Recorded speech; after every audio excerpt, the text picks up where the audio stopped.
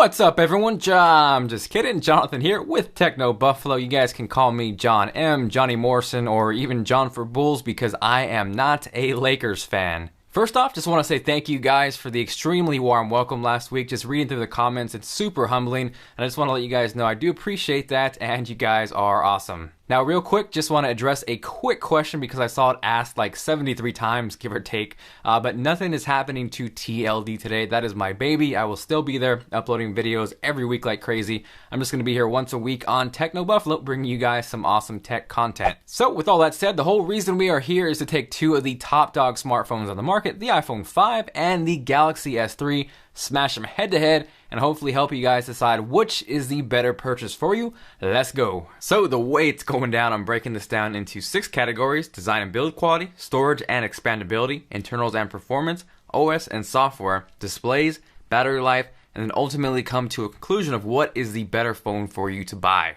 Kicking off design and build quality, the iPhone 5, which features a longer 4-inch Retina display, sizes in at 4.87 inches tall by 2.31 inches wide by 0.3 inches thick and weighs an ultra-light 3.95 ounces. It features a beautiful two-tone glass and aluminum design with insane attention to detail. The Galaxy S3, on the other hand, is rocking a massive 4.8-inch HD Super AMOLED Corning Gorilla Glass display, sizes in at 5.38 inches tall by 2.78 inches wide by 0.34 inches thick and weighs a slightly heavier 4.73 ounces. The Galaxy S3, while it definitely doesn't feel cheap by any means, uses a plastic build and removable back, so it leaves a little something to be desired. Whether you love Apple or you hate Apple, you can't argue with the build quality, and which is why this round goes to the iPhone 5. Next up is storage and expandability. This is something that I feel often gets overlooked, but to me is very important. The iPhone 5 is available in 16, 32, and 64 gigabyte capacities, and the Galaxy S3 comes in 16 and 32 gigabyte options, with a 64 gigabyte model hitting the market later this month. The Galaxy S3, on the other hand, features a very handy micro SD card slot, which gives you up to an extra 64 gigabytes of expandable storage. So let's say you're comparing both 16 gigabyte models between the iPhone 5 and the Galaxy S3. On the iPhone 5, if you want to bump up an extra 32 gigs of storage, you have to move up 2 models, and that's going to cost you an extra $200.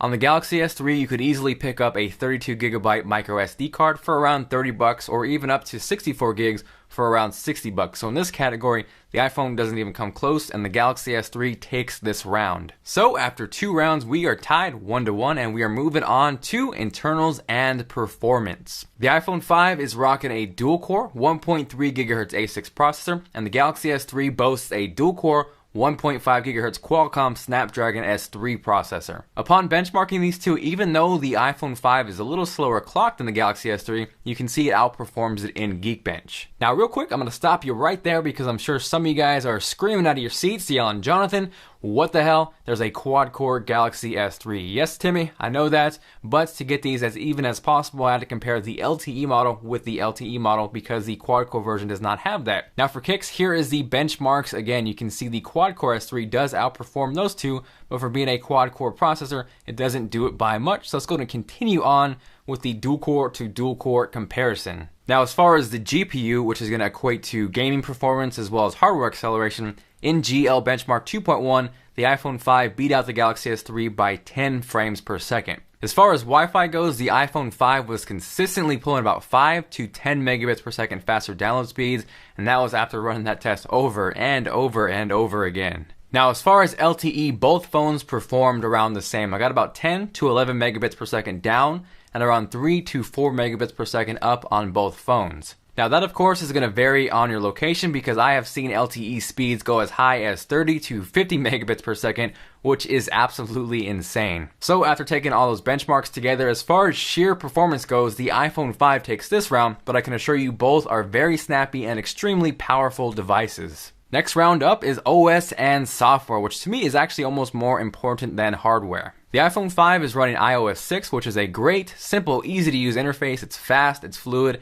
insanely responsive, but it really hasn't evolved over the last few years, and if you've used iOS for a while, you'll definitely agree it's become really stale. It's pretty clear that Apple is a believer of the old saying, if it ain't broke, don't fix it, but Android is advancing at a lightning fast pace, and the Galaxy S3 is a prime example of that. As of this video, my Galaxy S3 is running Android 4.0.4 ice cream sandwich with Samsung's TouchWiz piled on top. Now to me, nothing beats pure, stock, unadulterated Android, but TouchWiz isn't horrible and adds some neat features like palm swipe to capture, which allows you to capture a screenshot just by swiping your hand across the screen. I also really enjoyed turn over to mute, which allows you to mute an incoming phone call just by turning the S3 face down. So if someone calls, you don't want to talk to them, just grab your phone. I don't want to talk to your face. Slam it down, and boom. Both OSs definitely have their faults, maps, voice, and both have their advantages. For the iPhone 5, I absolutely love iOS email. Nothing comes close to it. There's also subtle features like being able to change songs on the lock screen and the simplicity of tapping to go to the top of a page in the web browser. On the Galaxy S3, I love that I can quickly access Wi-Fi, Bluetooth, and a ton more features that I would normally have to dig through menus and menus to access on the iPhone 5. The customization and freedom to organize my home screen however I want is extremely refreshing. I can add widgets, live wallpapers, and if I just want a simplistic, minimalistic setup, I'm not boxed into that like iOS. I also actually prefer multitasking on the Galaxy S3 as well. I can easily swipe to quickly close an application, or if I want to close everything at once, bam, I can do that. On the iPhone 5, I gotta sit there, close every app one by one, and spend all day doing so. Both phones offer an extremely smooth and responsive interface, but because of the customization, control, flexibility, and the chances Android is taking to dish out innovative features as opposed to playing it safe like iOS, that's why I give this round to the Galaxy S3. So we are tied 2-2, and we're moving on to displays. The iPhone 5 features a 4-inch LCD IPS display with a resolution of 1136 by 640, and that equates to 326 pixels per inch. The Galaxy S3 features a much larger 4.8-inch HD Super AMOLED display with a resolution of 1280 by 720. That equates to a pixel density of 306 pixels per inch, which is slightly smaller than the iPhone 5. As far as the iPhone 5 allegedly having the most perfect screen size being engineered for one-handed use, I call BS on that because I can easily perform one-handed tasks with the Galaxy S3. Here are both phones side by side. This is what it's going to look like if you're doing web browsing. You can see there's definitely a little extra screen real estate on the Galaxy S3, but definitely not a whole lot. Now, me personally, I love having the bigger display. Just playing games, watching movies, it's more enjoyable. But as far as actual quality goes, as far as viewing angles, brightness, and overall color reproduction, the iPhone 5 is actually a better display. Now, I know some of you guys are going to argue and freak out at me saying, Jonathan, the Galaxy S3 has a bigger screen, it's automatically better. The fact of the matter, though, is you kind of got to think about it that sometimes a 40-inch TV might look better than a 50-inch TV. Yes, the Galaxy S3 has a slightly bigger resolution, but in terms of actual quality, the iPhone 5 takes this round. Next up is battery life, and in this category, they are actually pretty dead even. For both the iPhone 5 and the Galaxy S3, I was easily able to get around 6 to 8 hours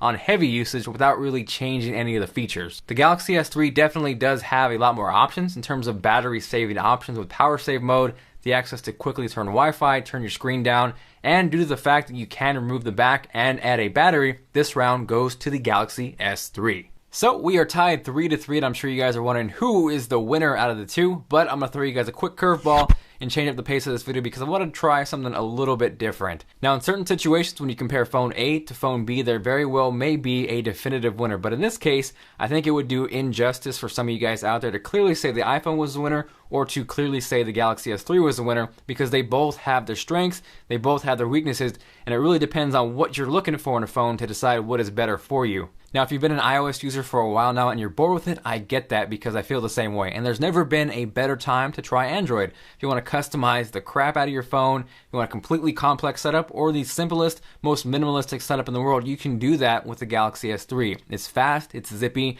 you may not have the best app or game selections, but this is a screaming phone. Now, on the other hand, if you really don't care about customization or widgets or overclocking your phone, you really don't want to spend too much time tweaking it, the iPhone 5 is probably a better option for you. Don't get me wrong, I love the Galaxy S3, it is an amazing phone, but there were things I had to do with it to set it up to my liking. The stock mail on Samsung devices absolutely blows. There is no comparison, it's night and day better on iOS. Now granted, I was able to find Aquamail, which is a damn good email client, but it was something I had to actually dig for and customize myself to actually enjoy the phone. If the idea of a big screen excites you, if you want something you can wow your friends with groundbreaking technology like NFC, wireless sharing, then you probably want to go for the Galaxy S3. Now on the other hand, the iPhone 5 definitely has a better selection of apps and games, and that's just the truth of the matter because there are at least 5 or 6 games on iOS that I really enjoy that aren't on the Play Store. Both of these phones make great calls, they have great phone interfaces, they both have 8 megapixel cameras that are very close, they both shoot 1080p video. It just depends on what you like. I was talking to John R. the other day about this. This is a really hard video to make because I really literally enjoy both phones. And I was telling him how much of a first world problem is this that we have to either stress about or fight about which phone is better. They are both awesome devices. I hope you guys can take this information that I've given you and kind of make that decision on your own. So what I want you guys to do is kind of decide the winner. Let me know with a comment down below. Let's see if we can have an actual discussion where you tell me why the iPhone 5 is better for you or why the Galaxy S3 is better for you. So if you guys enjoyed this video, if you guys enjoyed the style, let me know by hitting that like button. Thank you guys for watching this video. If you guys want more in-depth reviews on written examples, check out the iPhone 5 and Galaxy S3 reviews linked down below at technobuffalo.com. This is John M., John for Bulls, whatever you want to call me, signing out. I will see you guys later.